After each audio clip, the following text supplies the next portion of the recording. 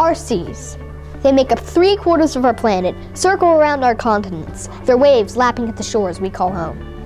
The tropical waters we find so alluring are literally teeming, frothing, exploding with life. But through all the 7 seas, there is one ecosystem that really has it all. Clownfish dart around sea anemones. Tropical fish sift through the waves. A sea turtle swims lazily. But the most significant of all, beautiful formations twist upward towards the sun. This is a coral reef. A coral reef is a complex ecosystem home to many residents. These underwater cities house 1/4 of the ocean's life.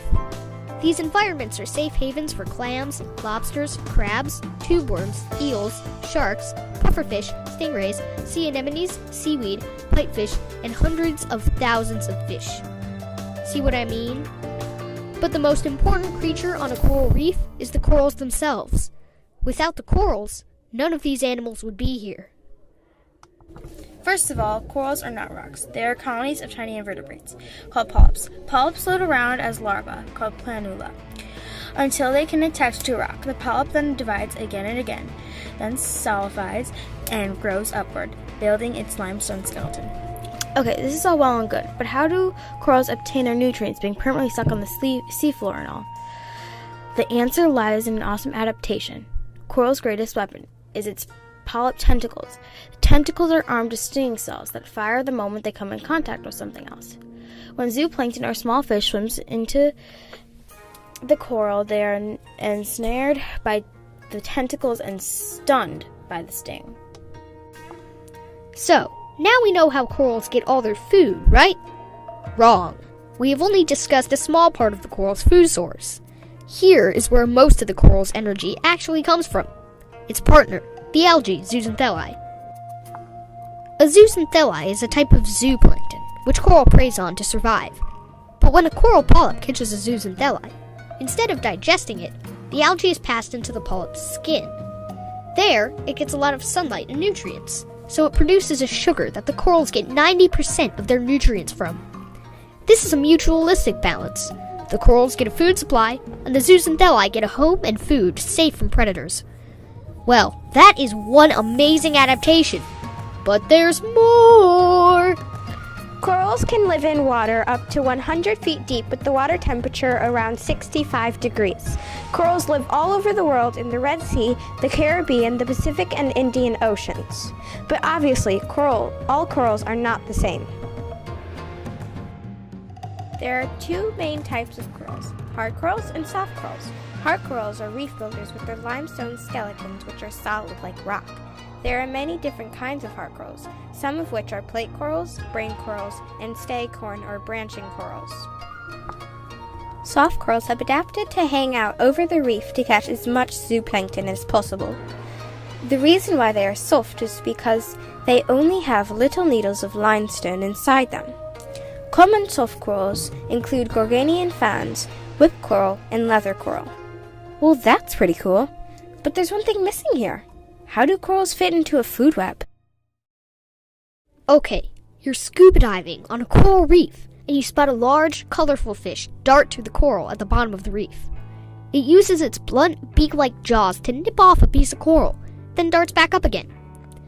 This fish was a feeding parrotfish, one of coral's common predators. Parrotfish, along with butterfly fish, sea slugs, and some species of starfish, eat various kinds of coral. In turn, sharks, predatory fish, and mollusks feed on these species, making a balanced food web.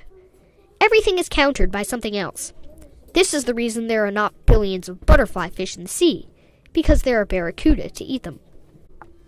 Corals are amazing animals with crazy features.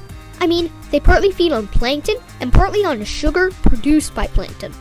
They don't need oxygen, have no brain, heart, or lungs, and are made up of billions of tiny organisms. But the biggest thing of all, they are the supporters of thousands of forms of life, not even counting each species. They are the building blocks of an oasis of life, thriving beneath our Earth's H2O.